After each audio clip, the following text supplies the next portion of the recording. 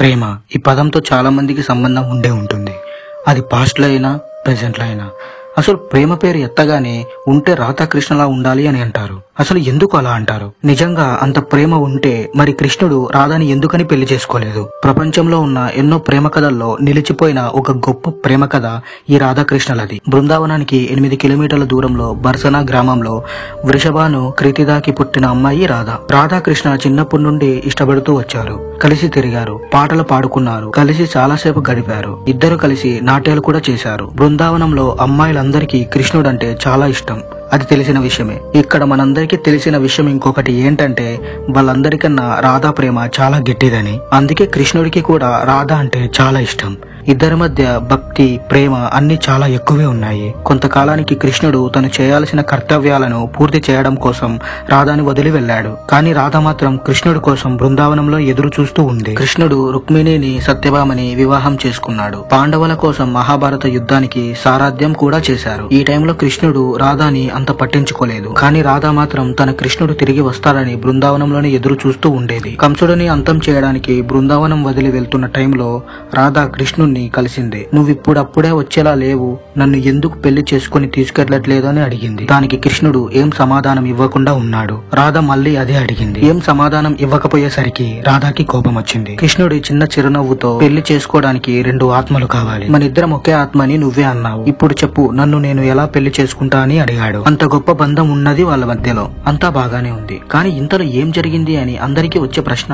ఒక రోజు రాధాకి కృష్ణుడికి మధ్య ఏదో ఒక విషయంలో గొడవ జరిగింది. రాధ అలిగింది. కృష్ణుడు ఎంత బుజ్జగించినా కూడా రాధ కరగలేదు. కృష్ణుడికి శ్రీధముడు అనే మిత్రుడు ఉండేవాడు. ఈ విషయం తెలిసి శ్రీధముడు రాధాని కృష్ణుడితో మాట్లాడడానికి ఒప్పించడానికి చాలా ప్రయత్నించాడు. కానీ కోపంలో ఉన్న రాధ శ్రీధముడిని కూడా తిట్టింది. దాంతో శ్రీధముడికి కోపం వచ్చి నువ్వు ప్రేమించిన వ్యక్తిని ఎప్పటికీ పెళ్లి చేసుకోలేవు అని శపించాడు. నిజానికి కృష్ణుడి కన్నా రాధ పెద్దది అవ్వడం వల్ల పెళ్లి చేసుకోవడం కూడా కుదరదు అని, పెళ్లి చేసుకోలేదని కొంతమంది అనేవారు. కృష్ణుడు తన జీవితంలో ఎక్కువగా ప్రేమించింది మొదట రాధాని, ఇంకా తన మురళి అంటే ఫ్లూట్ ని. రాధ కూడా ఆ మురళీ గానాన్ని చాలా ఇష్టపడేది. తర్వాత కృష్ణుడు బృందావనాన్ని వదిలేసి ముద్రాకి వెళ్లాడు. అటు నుండి ద్వారకాకి వెళ్లాడు. అక్కడ రుక్మిణి సత్యభామలను పెళ్లి చేసుకున్నాడు. కానీ తనలో రాధ మీద ఉన్న ప్రేమ మాత్రం చాలా గొప్పది. చాలా సంవత్సరాల తర్వాత రాధాకి కృష్ణుడిని కలవాలనిపించింది. చివరికి ఒకసారి ఎలాగైనా కృష్ణుడిని కలవాలని ద్వారకాకి వెళ్ళింది. ద్వారకాకి వెళ్ళగానే రాధాకి కృష్ణుడు, రుక్మిణి, సత్యభామ వివాహం గురించి తెలిసింది. కానీ రాధ బాధపడలేదు. రాధాని చూశాక కృష్ణుడికి ఏదో తెలియని ఆనందం. ఇద్దరు చాలాసేపు మాట్లాడుకున్నారు. కానీ ద్వారకాలో రాధ ఎవరికీ తెలియదు. ఆమెని రాజభవనంలో దేవికాగా నియమించమని కృష్ణుడిని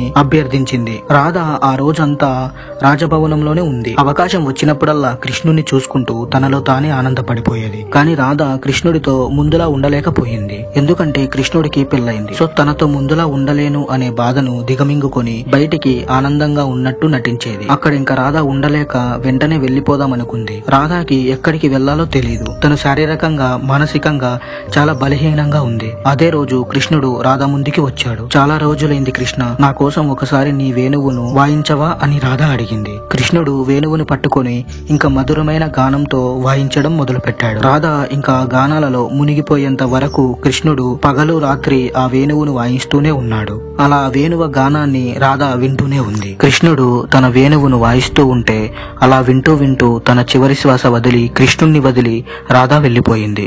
రాధ చనిపోవడం చూసి కృష్ణుడు గుండె ఒక్కసారిగా పగిలిపోయింది. గుండెలు బద్దలయ్యేలా రాధ తల తన ఒడిలో పెట్టుకొని కృష్ణుడు ఏడుస్తూనే ఉన్నాడు. కృష్ణుడు రాధ మరణాన్ని తట్టుకోలేకపోయాడు. తన ప్రేమకు ప్రతీకగా ఉన్న తన వేణువుని విరక్కొట్టి విసిరేశాడు.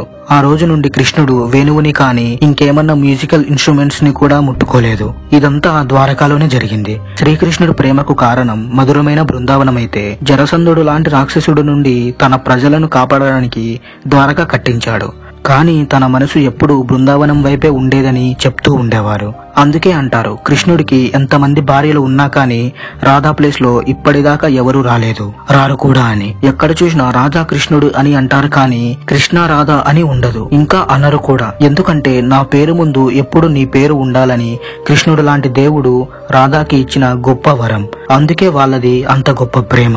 ఈ ప్రపంచంలో రాధాకృష్ణ కలవకపోవచ్చు, కానీ మన గుండెల్లో వాళ్ళిద్దరూ ఎప్పుడూ ఒకటవుతూనే ఉంటారు. జై శ్రీకృష్ణ.